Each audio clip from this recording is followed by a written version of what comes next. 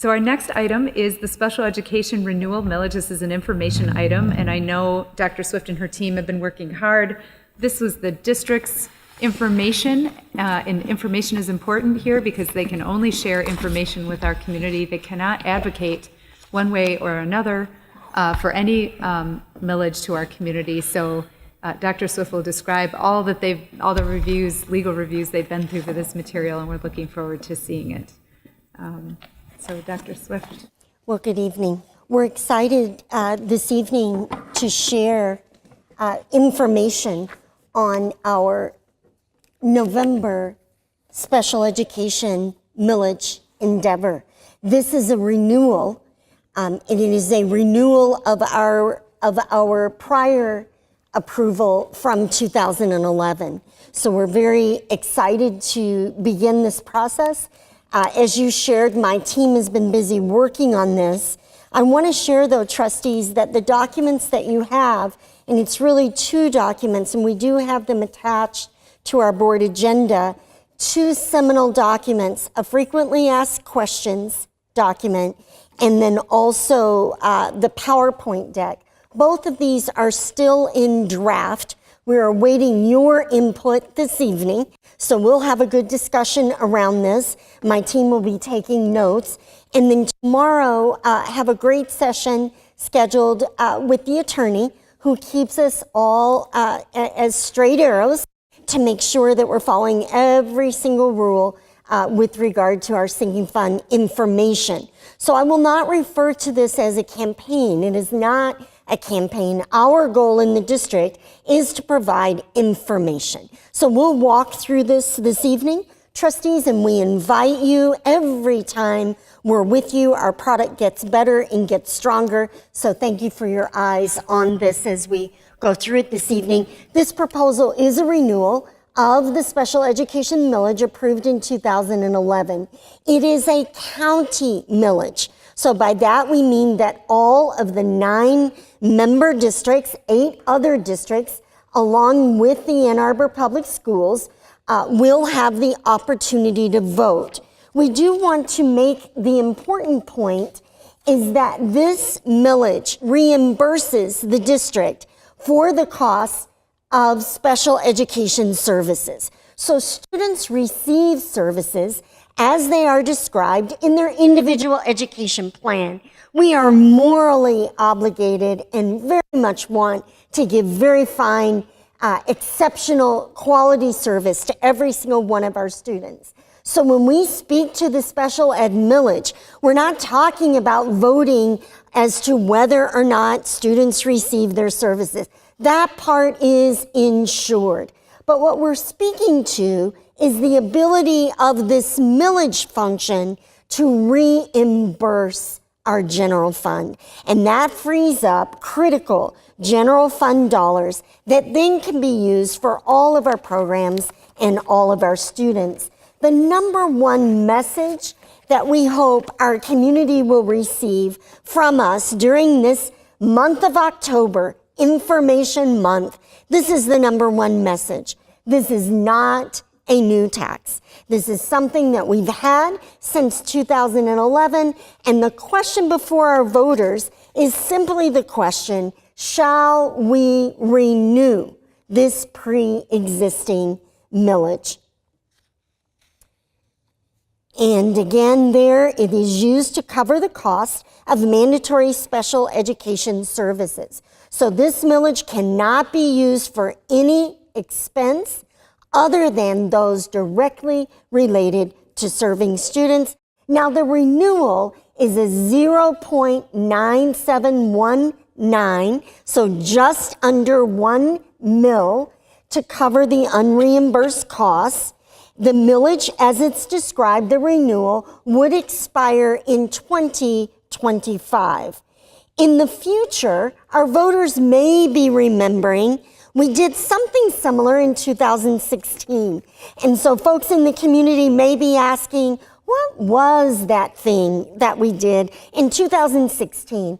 And that actually was an increase because we found that we were spending quite a significant amount of general fund dollars to provide services. So in 2016, our community increased the millage by 1.5 mils. So in the future, both this renewal and the 2016 increase would come up simultaneously. Our next time for that would be in 2025.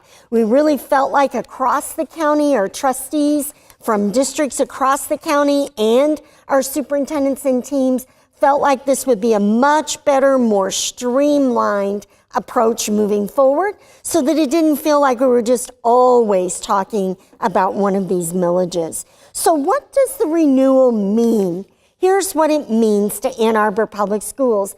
And we know that the numbers fluctuate. Dr. Brown will share with you that year to year, the needs of students vary, and our number of students vary. So it may fluctuate from year to year, but generally speaking, Mr. Demetriou shares we'll be in the neighborhood of $6 million recurring annually to our general fund as a result of this 0.97 mils. The millage renewal generates approximately $15 million for the county. So that's just a general idea.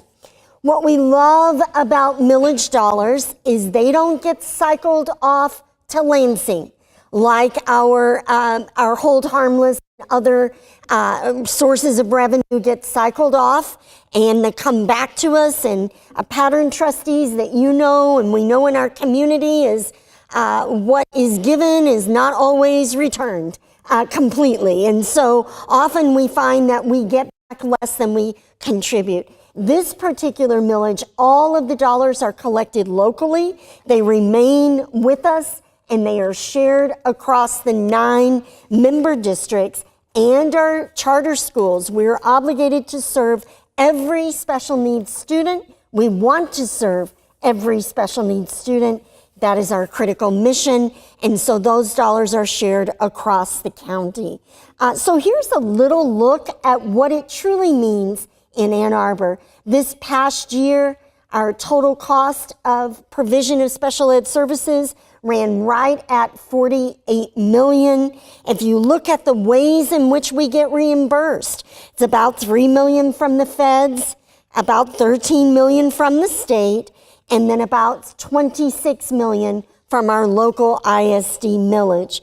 So just a projection now, because that year is still settling out, as the trustees in our community know, but just a general idea is we would have impact to the general fund from this previous year of about $6 million.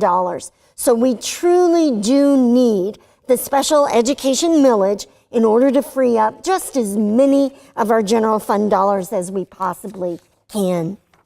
Who receives services? It's about 2,000 students, or 1 in 9, receive special education services in the Ann Arbor Public Schools. These services range from very brief services or very short-term services all the way to really significant and intensive service for some of our students. The majority of the students that receive these services are enrolled in our public schools, and we are obligated to provide these services from age 0. And I'm very proud in Michigan that we are the only state, unless it's changed recently, that provides all the way to age 26. So we transition our students into adulthood. We're very proud of being able to do that. And this millage allows us to be able to do that with less impact to the general fund. Our disabilities range from mild to significant.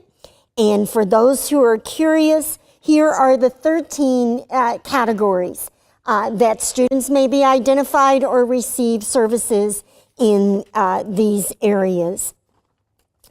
What does the millage support? Well, what we know is that the largest groups of students really are receiving services around learning disability areas. The second largest group of students receiving services receive services for speech and language. The remaining students have disabilities that range across the spectrum But our goal and our critical mission is to ensure that every student has every opportunity and every support they need to be successful. We are committed to that with or without a special education millage, and that will occur in this district. The millage does help us to reimburse our general funds. Now, there is no additional cost to vote yes on November 7th. However, we know folks will ask the question, well, what does 1 mil represent? What does the 0.9719 actually represent? So we have a little calculator here. It's not intended to represent, the chart is not intended to represent every home value in Ann Arbor. It certainly does not. But folks may multiply that $100,000 line, or however they choose to do to understand what this means.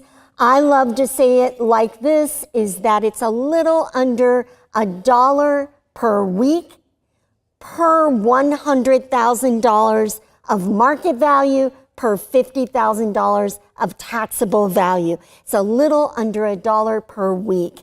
And so we feel like that's a great investment in our future and in the future of Washtenaw County. When is this going to happen? It'll happen on the first Tuesday in November 7th.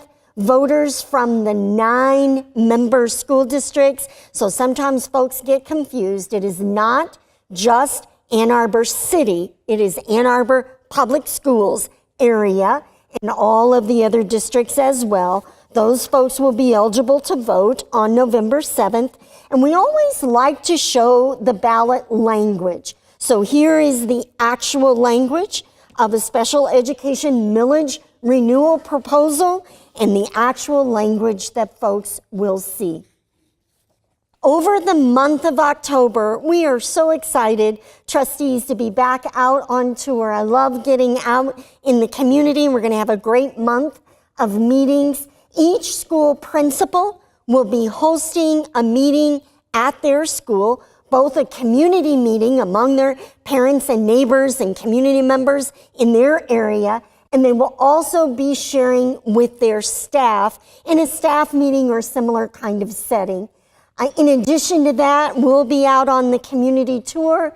We'll be sharing with all of our parent groups and member groups in the district. We'll be at the October 16th PTO Council launch and all of the other activities over October to share the information.